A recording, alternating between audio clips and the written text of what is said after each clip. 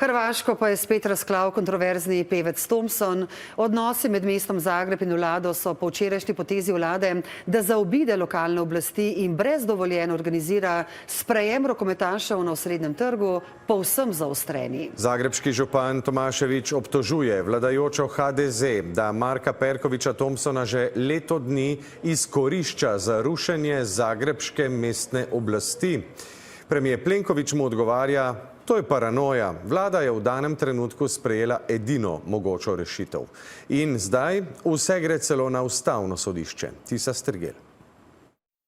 V Zagrebu je vse bolj napeto, odkar je včeraj vlada vzela posel v svoje roke. Postavili so oder na trgu Bana Jelačića, organizirali sprejem za rokometaše in jim uresničili željo po Marku Perkoviću Thompsonu, ki je zatresel vzvode oblasti.